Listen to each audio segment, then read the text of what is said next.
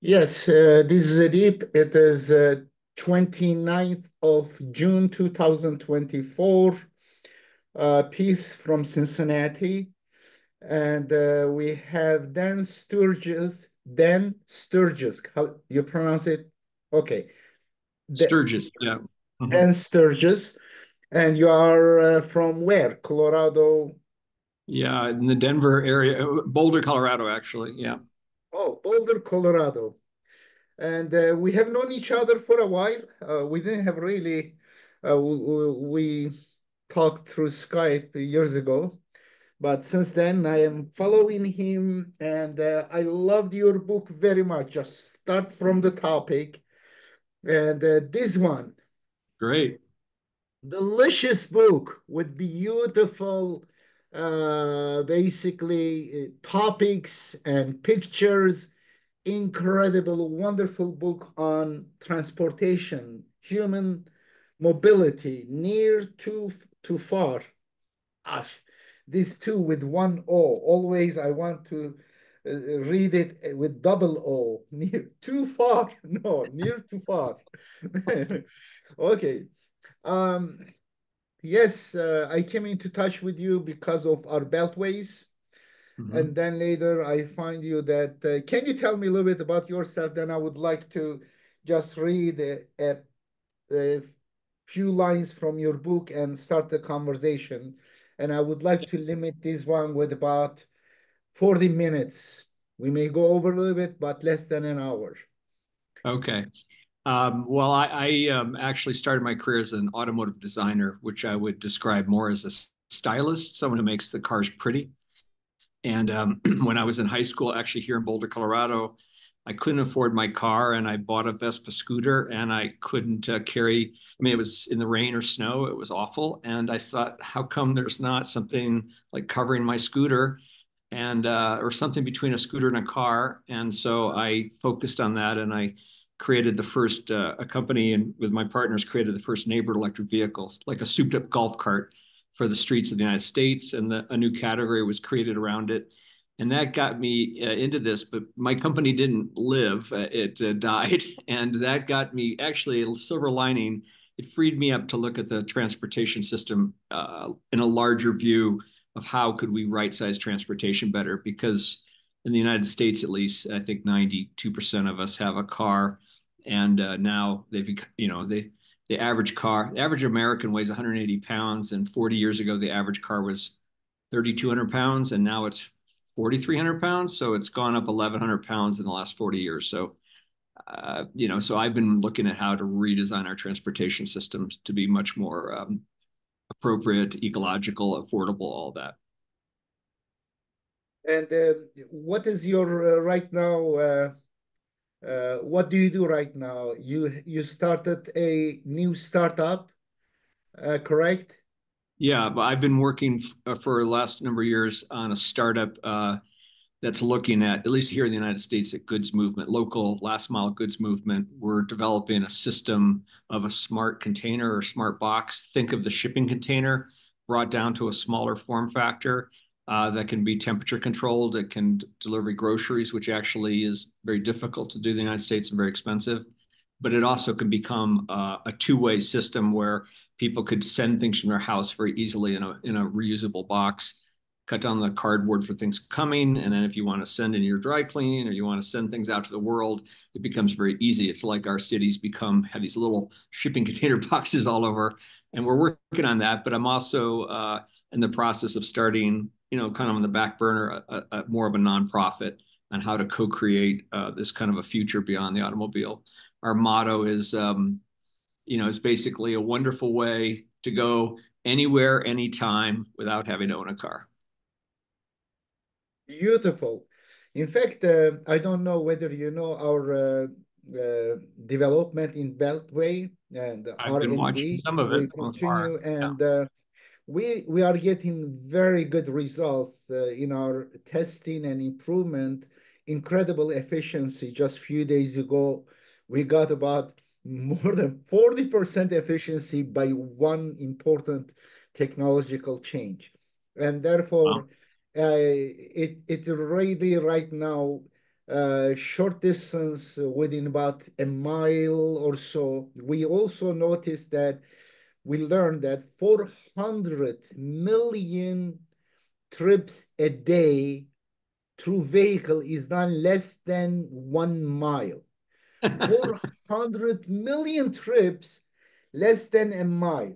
Yeah. Imagine through these beltways, basically accelerator, modular, pitless modular accelerator, will be able to, that gap is very important gap. Therefore, and walkability right now is a major trending interest everywhere because people are tired of cars invading. Basically, our cities are hijacked by cars and too much traffic, slowdown, and also parking lots, the very sheer volume of the car. And we don't even consider thinking about the cost of each car in terms of monetary costs and to the environment. Sure. And all of them, I think you are thinking on a very beautiful idea. Let me read from your book. And I think it also summarizes your thesis here. Okay, there are many places I um, kind of marked. I hope that will be fine. Okay. You say on page, what is it, chapter two? What is page number? You hide page number somewhere? Oh, on the corner here. Hey, Yeah, page that's 30, right. 31. Okay. It says, I am advocating for a multimodal mobility future. Our public transportation systems have gotten better. There is improved bicycle infrastructure and new on-demand electrical scooters rentals. Uber and Lyft now offer rides as needed in all or urban areas. This unfortunately has not been enough to reduce the large number of cars on our roads. The multimodal transportation options available in many cities have not convinced enough car owners to abandon their single mode lifestyle to make a difference. And here, let me read one more. My focus is on an era that has gotten less attention, an area that has gotten less attention, vehicle design and supportive mobility system design. Our smart multimodal mobility future is going to make our world far better. The key is how we gain traction to move beyond our automobile dependence. English is my fifth language, therefore. Well, I'm impressed. I'm Yeah. a United States citizen, only can speak one language, so I'm sorry. Chronologically. This book presents my dual tier cellular mobility system blueprint. The focus is splitting the automobile into two main categories, one for near travel and the second for far travel or further trips away. Beautiful. I think you got it. I think one for all, it doesn't work. And we are interestingly on the same page. We are just doing research on this area. We find that just a few days ago, my gosh, they did incredible number of research, especially through the phones, and they define trip if it goes from one location to another and stops there 10 minutes and come back and through the vehicle. And somehow I don't know how they related, maybe the speed. Oh, above human walking speed. Mhm. Walking speed about 3 miles per hour or 5 miles per hour. They defined vehicle speed is above human speed. Therefore, they know that this phone moved from one place to another place and stopped there 10 minutes. And then this is huge number of research there on millions of phone numbers. And they found Right. out that 400 million trips a day, less than it is a quarter of all trips. Quarter of all trips, just that. Imagine with the other means, like you are suggesting, or with beltways that we put there, a public eliminate cars in city centers and incredible traffic. People can walk and then can enter, can walk. It is seamless transportation. Yeah, it's I use the term cellular, but that confuses people, I think, a bit because we have our cellular phone network. What I really am talking about is the zone, like you're saying, for a smaller trip. And while we're selling in the United States more electric bikes and other kinds of vehicles that are appropriate for a zone trip, we haven't probably done that much to kind of promote this idea of a bundle, which could include your beltways, but you basically embed that zone with all these various local transportation options.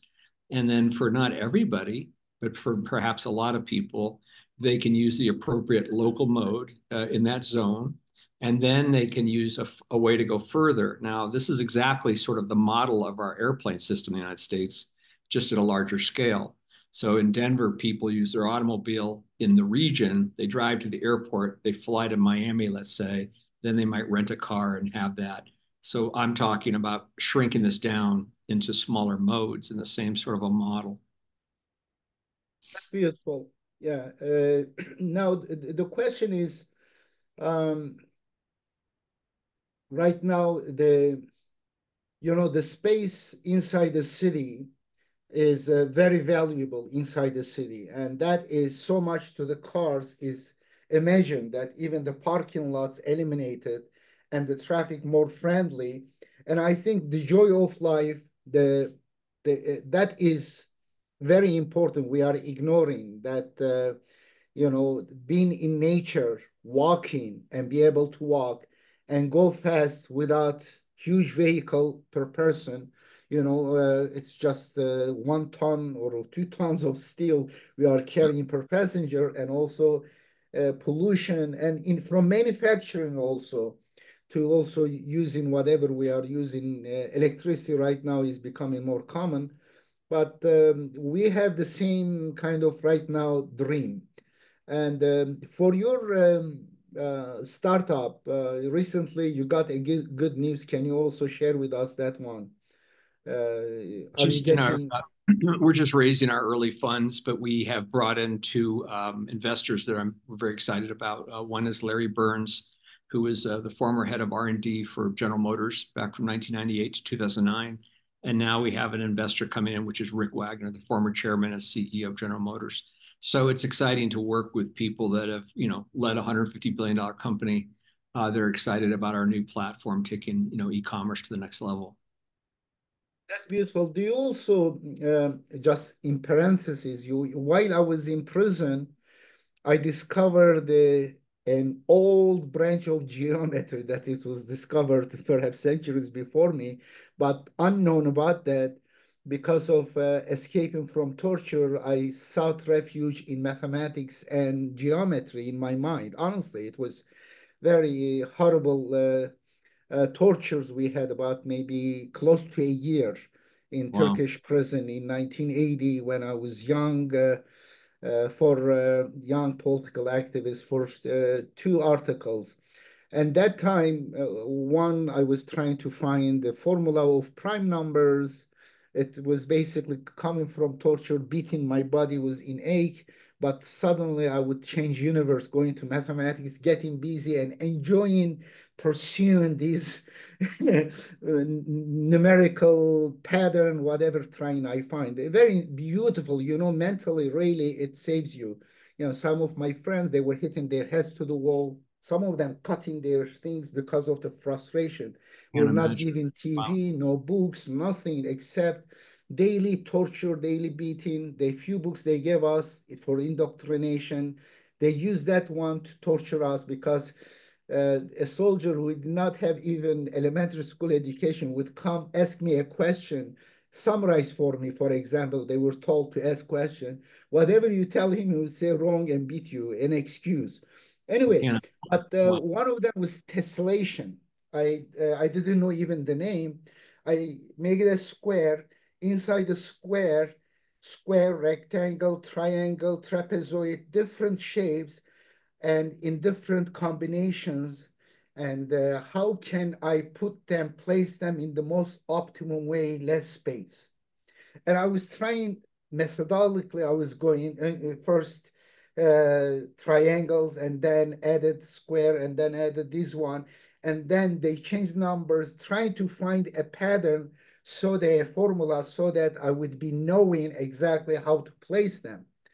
And of course, here you have a three-dimensional, but I believe that tessellation is also your work. Therefore, I'm right now very interested about your thinking. You have a small container, a box. You want to put as many as boxes in it, correct? If there are odd shapes of boxes, they don't fit each other. They will fit each other. They will have a lot of empty spaces. Go ahead. Well, yeah, exactly. I mean, we're just starting out. So the grocery industry in the United States is $1 trillion industry, and in the United States, the average American is now buying 40% of their goods online, but in groceries, it's only 4%. It's 10 times less. And the average trip for the UPS to come to your house is $2. And the average grocery trip, whether it's from Instacart or from a truck from a grocer, it's about $20. And a grocer, no one's making any money on it. And they have these delivery windows, so people have to be home to receive them.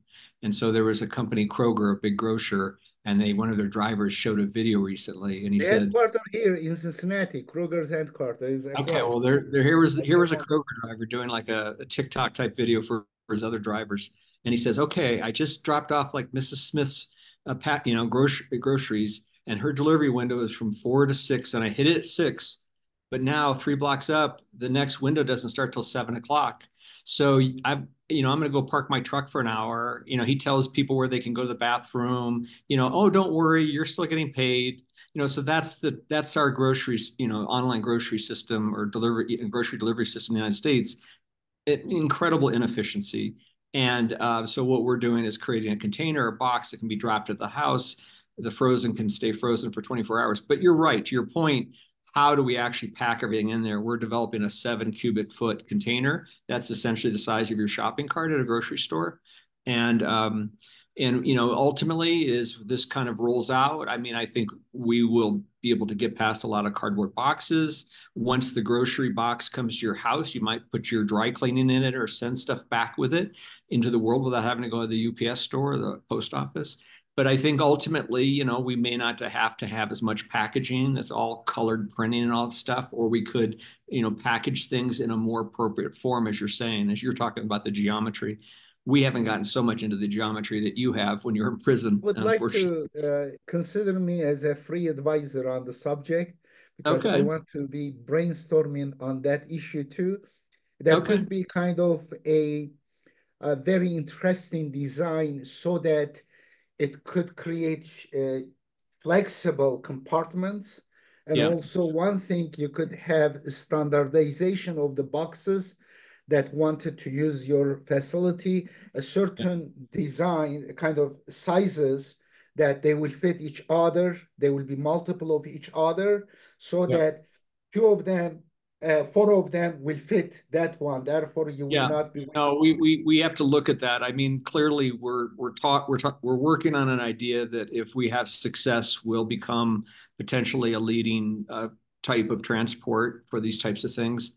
And then we might be creating a standardized form, except unlike a shipping container, which is just a dumb steel box, ours is an IoT device and an electronic device that gets tracked and has GPS and connected to the internet. But to your point, yes. I mean, ultimately, we see a half-size box and we see other things. One of our designers is in Finland, and he talks a lot about foldability, collapsibility, storage of space. But we also have to be very concerned about our boxes can't move; they can't be stolen. We have to really think about how when we deliver them, they stay, they don't move, and so that's a big focus on our design effort. And I have a bad news and good news for you. Okay. Bad news for people in general, and good news for your company. Perhaps you heard it. If you didn't hear it, this is really a good news for your company. Recently, there were many news, several news about people, thieves, gangs going stealing packages from in front of doors. Yeah, that's been happening. Therefore, if this become trending, if thieves they got kind of taste of this, it is the easiest way of basically stealing goods. And then therefore your solution will become an imperative, not really a choice. It will be forced on Amazon to consider your solution. Yeah, we're not there yet, but we'll see how this goes. But it's a lot of design effort about the security of it. I mean, our containers aren't filled with diamonds. I mean, this is someone's grocery order, and we're designing the container so it really has as little value to somebody. It wouldn't function as a cooler or a piece of furniture in the apartment. We're just making it so it really is not that desirable. What is the But size of the container you were thinking? well, almost, it's pretty large. I think, it's almost like a file cabinet. I mean, it's a pretty large container. And for your viewers or yourself, I mean, we have our website up, acorndelivery.com. So it's Can we show it? Let me see. um, Acorn. You Ac- can show the. are you going to have me share? Yeah, if you can, if you want to share something with us, share some pictures if you feel Okay. comfortable with anything.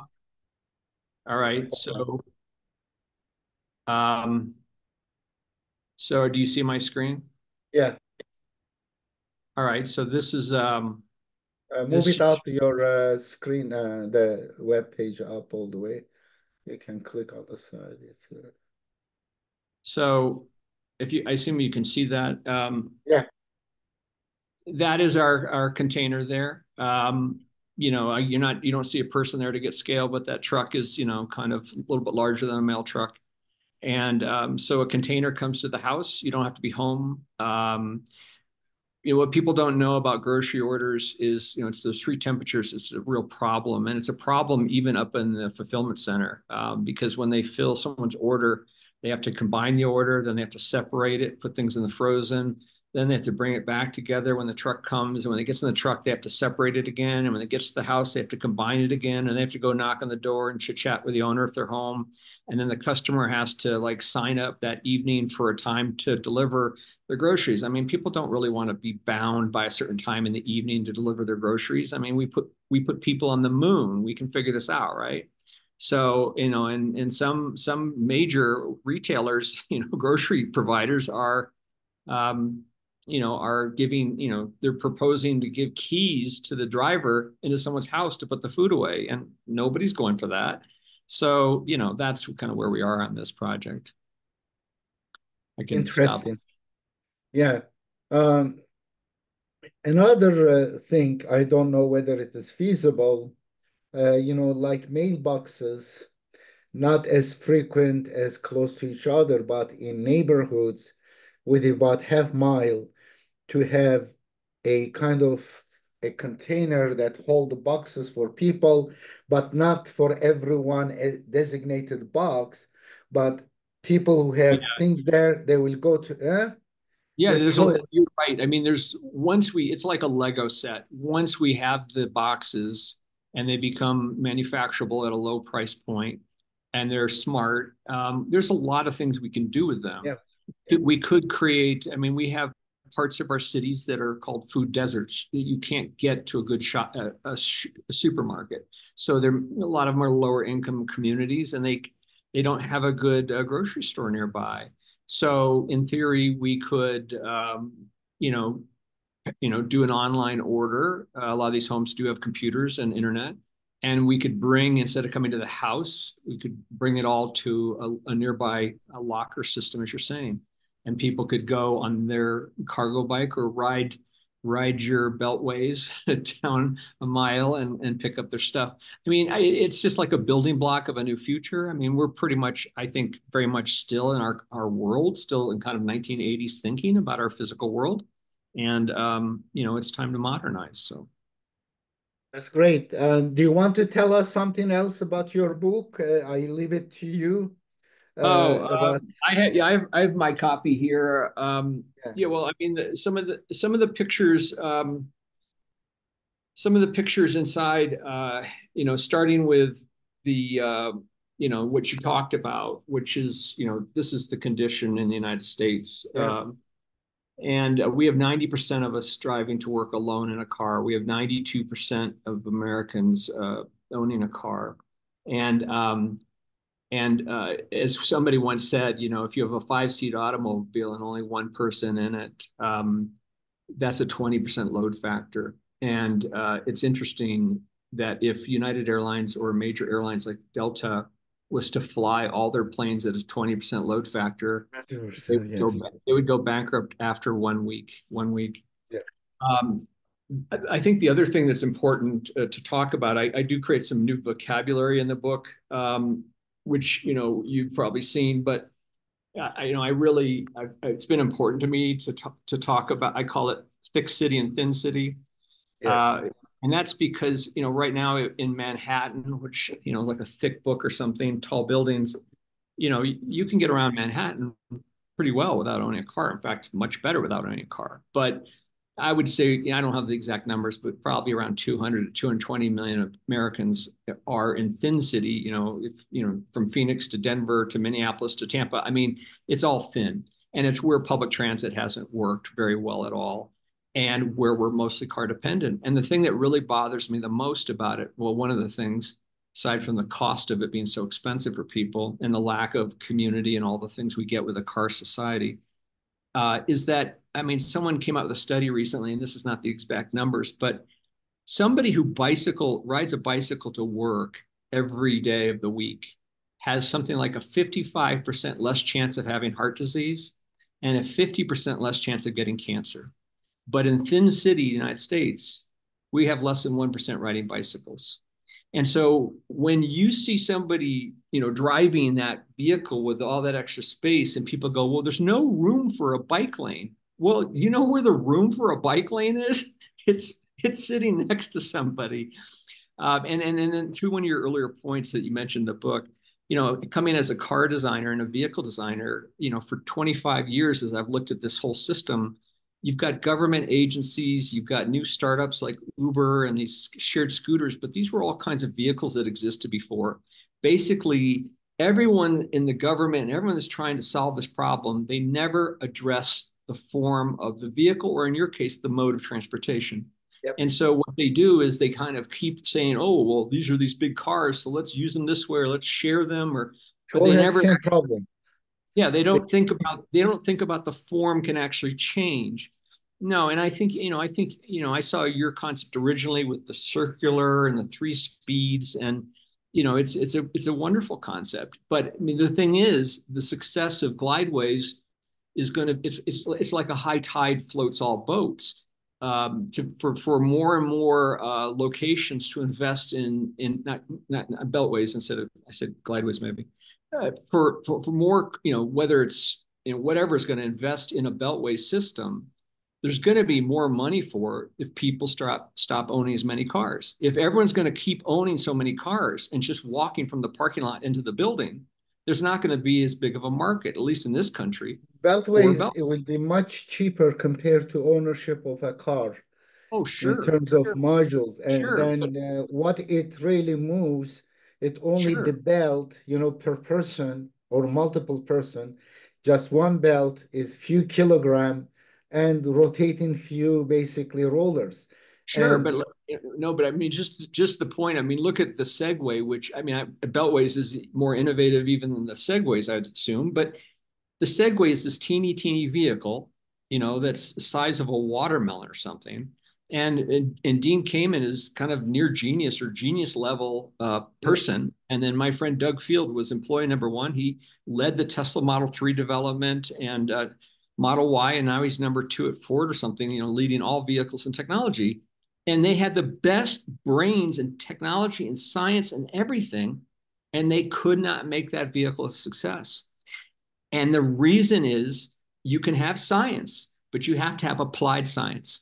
And right now in the United States, I would argue that one of our bigger challenges beyond the technology and the science and all of it is the mindset. It's the mindset.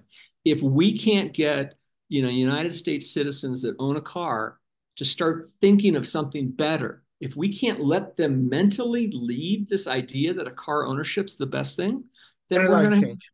we're gonna have a We hard need time. paradigm change. Yep.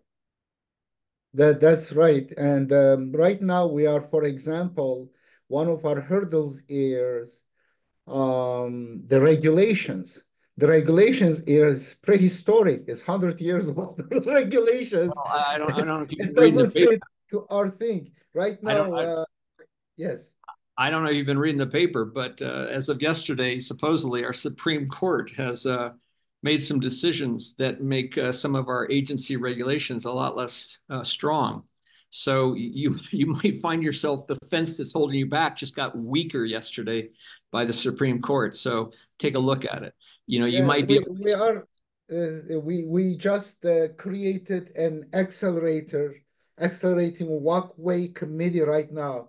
My co-founders, two sons, right now in that committee, they are writing with other our competitors, big companies, together writing code for the accelerator. It is a new category. There was just a footnote somewhere, that's it, but it's not covering because the things are very different in this one compared to that one. There are some of the things that is safe for these slow walkways, but for us, it is just the opposite. That regulation creates a safety hazard. Therefore, it Yeah, should be changed. Therefore, we are right now, on one hand, we are doing the engineering and so many other work we are doing, and also on the side of regulation, we have to deal with that. yeah. And Well, you too, and you learn yeah. what. Yeah, no, it's difficult and it's difficult, but ultimately, you know, what we're creating is, you know, a much better way to live. And I probably would not have stayed in this battle here if it was just only for the benefit of the environment and climate. I mean, for me, what I call multimodal mobility, I just call it multimobility. To me, the reason that I've always been so excited that it's going to win in the end is because of the economics. And Look at this. Look at this cover, so beautiful. In this one, the shorter distance bicycles, yeah, the symbolic, the ways, and this is mid kind a of, little bigger vehicle, and those are all local. And then you have and the these line. are That's highway, bigger car, yeah, that's the smaller, farther much term. smaller. Yeah, Very yeah. nice. I love it. Very, okay. And hopefully we would love to have you invite you here. Maybe you come here. We will have by the end of the year, we are hoping to put the pilot at CVG Airport. Okay, And but before that, you could also come over here. You could be my guest. I have a room here. I have bed here. I can use it a guest room, and okay. you will not be too much demanding, correct? A Yeah, beautiful I bed I and think stuff. you said you're in Cincinnati. Cincinnati. Yeah, yeah, I'm in Cincinnati. That's And actually the head of Kroger. That's where Kroger's based, the largest grocer in the United States under Walmart. So yeah, maybe I'll. yeah. Hold on. Let me show you the view. Let me show you the view if I can. Hold Yeah, on. This one I need to change the microphone because it is hooked to. Let me see the yeah, microphones. Hear yeah, me? yeah, yeah, Oh, yeah. okay, great. Okay, let me see.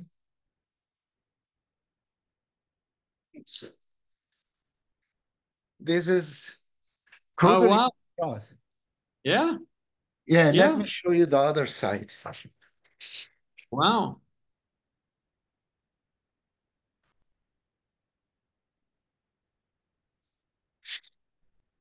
This is Ohio River. wow, wonderful. I have five views. This is across is Kentucky. We can walk to Kentucky literally in half an hour. Go down from here, and this bridge across the middle one is Purple People Bridge. We walk Oh, to the Newport, Kentucky. Here is Kruger is across. Let me see. Yeah, Kroger. Kruger is that building across Yeah, my well, we building. maybe we'll be visiting them someday. So Yeah, hopefully. I'll definitely come down. I want to see the beltways and try it. Yeah, lovely. What a great Okay. place.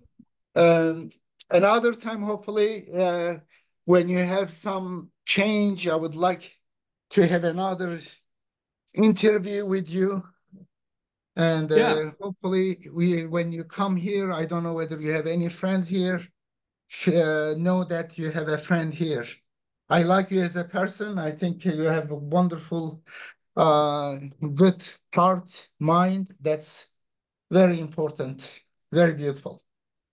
Well, I say the same about you. I'm very glad to know you, and you make my life better knowing you. So I look forward to meeting you in person finally sometime, and And we and talk also philosophy. Uh, I I'm ready. I'm we, ready. I think I love philosophical discussions. We'll sit down and well, discuss and some philosophical issues. I think it's humanity. It's time we need a reset mentally, and there's a lot. Things can get better pretty fast, but we are struggling right now. So yeah. Nice meeting you, gentlemen. Okay. Thank you. Thanks. Appreciate it. Okay. Thank you. Bye Bye. bye.